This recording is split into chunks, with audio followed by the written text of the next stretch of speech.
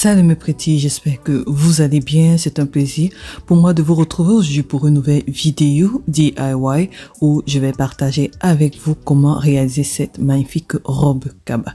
En effet, dans le tutoriel précédent, je vous avais partagé comment réaliser le patron, en fait, comment modifier ce patron à partir du patron de base en version PDF qui va de la taille 32 à 62. Tous les liens sont dans la barre de description.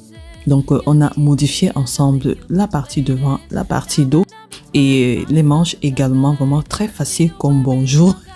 Je sais, je dis toujours c'est facile comme bonjour, mais franchement, c'est pas si compliqué que ça. C'est juste des petites transformations, pas compliquées pour celles qui débutent en couture, voilà, pour ne pas se prendre trop la tête. Aujourd'hui, c'est la partie couture où je vais vous montrer comment est-ce que j'ai assemblé tout le vêtement de A jusqu'à Z, si je peux dire ça comme ça, étape par étape. Pour celles qui ne maîtrisent pas encore, mais c'est pas si compliqué que ça. Donc, c'est un peu ça. Alors, si vous êtes là pour la première fois, n'hésitez pas de vous abonner, de liker, de partager les vidéos et tout de suite, on va se lancer dans le vif du sujet.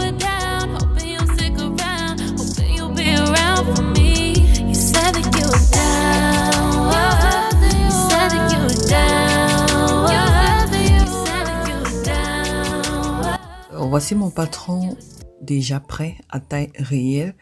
J'ai choisi deux types de tissus pour réaliser ma robe Kaba. Voilà, un tissu uni et un tissu en paille. J'ai choisi de faire la découpe, l'empiècement là de mon Kaba avec le tissu uni rose. C'est un tissu 100% coton. Ici, il faudra pas oublier la règle de suivre le droit fil. Bon, je vais plier mon tissu comme ça, endroit contre endroit, et je vais placer les pièces du patron et je vais couper. Là, j'aurai besoin de 2 pièces.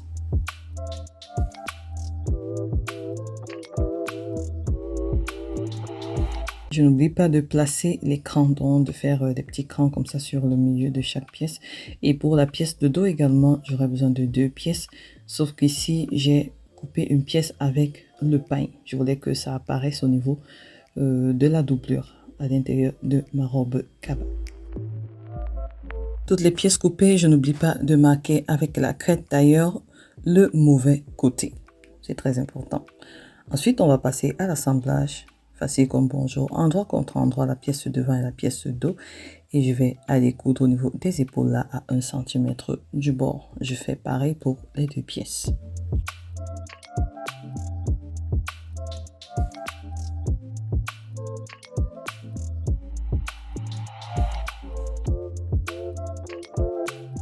Lorsque c'est fait, je vais ouvrir les coutures comme ceci et je vais repasser. Une fois que c'est repassé, je vais assembler les deux, endroit contre endroit. Je vais doubler couture contre couture. Je commence par assembler au niveau des épaules. Ensuite, cran contre cran, les crans du milieu.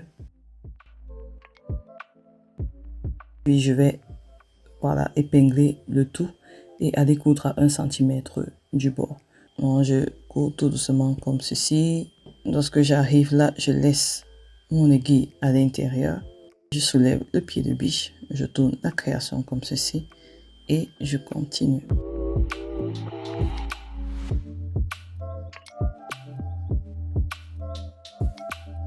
Une fois l'assemblage terminé, je vais cranter à ce niveau. Donc, juste faire comme ceci. Aller le plus près possible sans toutefois, voilà, couper le fil à ce niveau. Donc, voilà. J'essaie de retourner le vêtement à l'intérieur comme ceci. N'oubliez pas de rajouter d'autres crans sur les côtés. Comme ça va bien se plier. Ensuite, on va passer au repassage.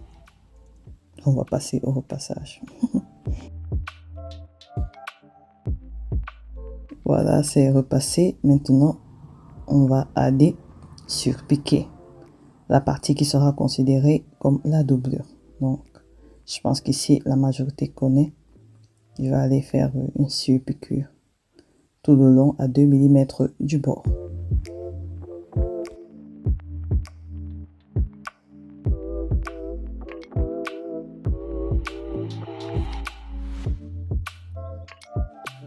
Voilà, c'est fait. J'ai repassé encore une fois de plus. Donc, voici ce que je voulais avoir comme rendu. Du genre, à l'intérieur de ma doublure, on voit le pain. Voilà, on a déjà presque terminé l'empiècement du haut. Juste couture à faire encore. Je vais assembler les parties là. Je vais pas doubler complètement, non, je vais juste aller assembler sur tous les bords là à 2 mm du bord environ pour que tout soit en place. Alors je vais continuer avec le bas de ma robe. Déjà là j'ai plié mon pain en deux, endroit contre endroit. En ce cas je vais suivre le sens du droit fil, tout simplement parce que mes motifs n'exigent pas vraiment trop que voilà je suive le sens voilà des motifs en fait. Donc je vais prendre la pièce qui est prévue pour couper là c'est la pièce de devant. Je vais poser sur le pli du tissu. Donc on pose comme ça sur le pli du tissu et on va couper, mais je me rends compte que j'ai encore pas mal de tissu là, donc du coup je vais pas jeter cette partie. Je vais profiter des fronces de cette partie et je vais donc placer mon tissu au bord comme ça, c'est-à-dire le côté comme ceci, et je vais couper. Ça va me donner encore plus de fronce. Donc voilà, et j'ai la longueur du bas de ma robe qui est déjà là. Je vais couper le tout et je vais faire pareil avec la pièce de dos.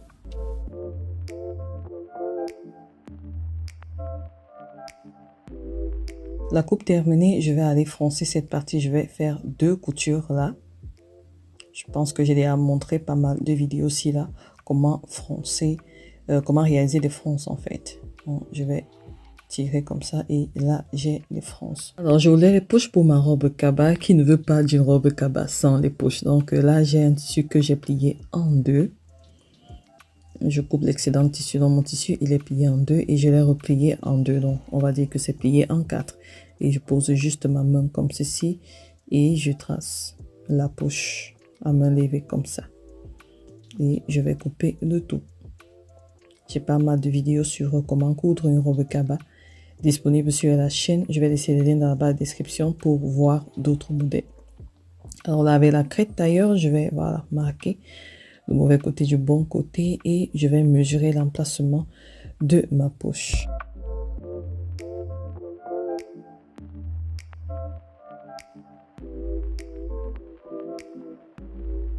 Et là, je vais juste placer mes poches endroit contre endroit. Je vais d'abord aller coudre à 1 cm du bord. J'ai pas mal de vidéos où je montre comment coudre les poches ici. Donc, une fois cousu comme ça, je vais replier de l'autre côté pour surpiquer. Je fais comme ça les 4 poches.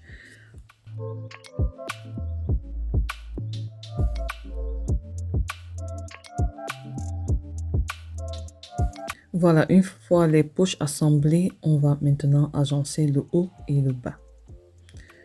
Ça, c'est comme bonjour, n'est-ce pas? Donc, endroit contre endroit. Je vais épingler. Ensuite, je vais passer à la couture entre les deux coutures que j'ai réalisées pour les fronces. Ici, c'est vraiment pas visible. Mais dernièrement, j'ai fait une vidéo toujours avec des fronces. C'est le même principe en tout cas. Donc, je vais agencer là. Et pour les débutantes, n'hésitez pas à réaliser une couture comme ceci. Donc, bâtir d'abord avant de passer à la machine à coudre. C'est toujours plus facile, même comme ça prend un peu plus de temps. Mais sinon, là, au moins, on est sûr de ce qu'on fait. Et là, je vais retirer le fil de bâti.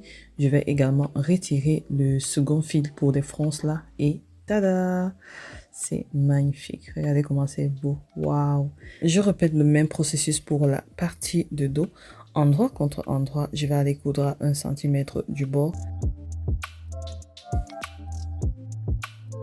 Voilà, une fois que j'ai assemblé, j'ai fait les finitions à ce niveau avec un biais de couture. Donc ici c'est optionnel, sinon vous pouvez faire les finitions à la scie-jeteuse. Donc ce que j'ai fait, j'ai juste diminué cette partie. Donc j'ai coupé comme ceci. Lorsque j'ai dégarni, je vais habiller avec le biais de tissu. Sinon, je prends voilà, un des tissus, un coupon de tissu et je vais habiller là. C'est ce que moi j'ai fait. Ensuite, on va juste surpiquer. Donc, voici le rendu. Je vais envoyer la couture vers le haut, comme ceci.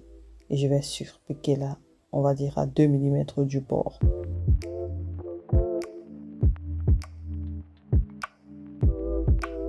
Voilà, c'est sur piqué et voilà. On va continuer. Je vais juste agencer sur les côtés. Donc, je vais coudre là, endroit contre endroit. On va coudre à 1 cm du bord. On va passer à la surjeteuse pour ceux qui en ont. Sinon, on fait au point zigzag. Et déjà, avec cette partie, vous voyez qu'on peut déjà avoir un modèle sans manche. Voilà, modèle sans manche comme ça. Et le rendu est toujours joli. Donc là, j'ai mes poches là.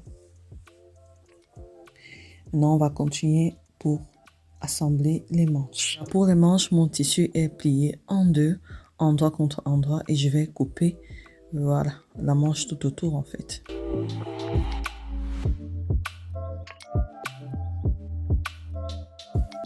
Voilà, je n'oublie pas de marquer les crans qui vont m'aider plus tard lorsque je vais coudre mon élastique. Et pareil, les crans qui vont marquer la manche de devant et de dos, ainsi que la crête d'ailleurs pour différencier le mauvais côté du bon côté. Je vais déjà commencer par réaliser une couture à 2 mm du bord comme ceci. C'est une astuce que j'utilise pour réaliser des ourlets au niveau des parties qui sont arrondies telles que cette manche. Donc je réalise couture à 2 mm du bord et puis je vais aller repasser. Donc je replie comme ceci et je vais aller repasser. Lorsque c'est fait, je vais maintenant refaire un autre pli. Et là, je vais aller coudre normalement.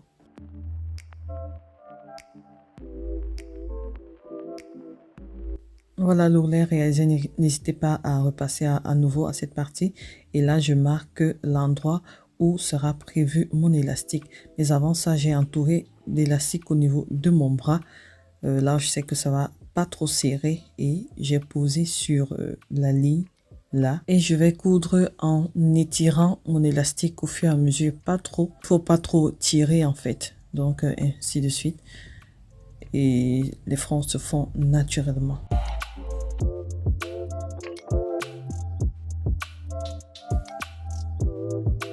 Donc voilà, on n'oublie pas de faire le point d'arrêt et tada, c'est terminé.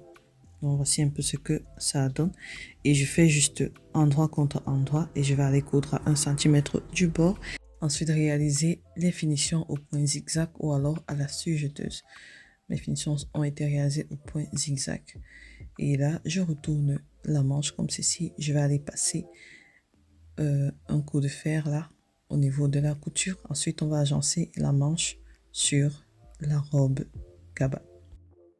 J'ai une vidéo spéciale sur la chaîne où je vous montre comment monter les manches sur un corsage. Je vais laisser le lien dans la barre de description pour celles qui ont les difficultés. Là-bas, je partage 2 méthodes. Ça, c'est l'une des méthodes.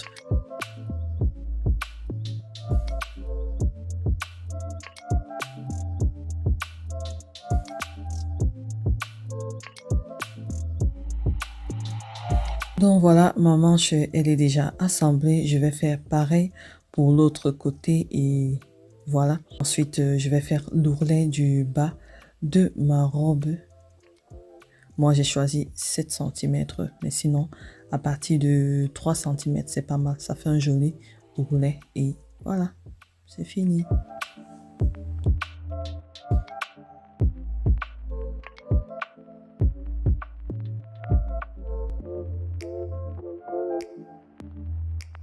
Voilà mes petits, j'espère que ces vidéos vous aura été utiles. N'hésitez pas de liker, de partager et de commenter, mais surtout de réaliser votre robe cabas. J'ai d'autres modèles de robe cabas sur la chaîne. N'hésitez pas de faire un tour et si le modèle vous plaît, vous allez faire. Bon, ça c'était vraiment un joli modèle aussi. On a juste un peu modifié l'encolure de ce qu'on a l'habitude de faire ici. Et franchement, je l'aime bien ce modèle. Dites-moi ce que vous en pensez et vous pouvez mixer les couleurs comme on a fait là. Et vous aurez votre jolie robe cabas. Un big up spécial à mes tatas, à mes mamans. Voici un joli modèle pour vous. Franchement, la pensée était spécialement à mes tantines et à mes mamans. Donc mes petits, je vous embrasse très fort. D'ici là, restez en santé, restez en paix, restez créatifs et surtout que Dieu vous bénisse. On se donne rendez-vous la prochaine fois pour une nouvelle vidéo. Bisous, mouah. Bye bye.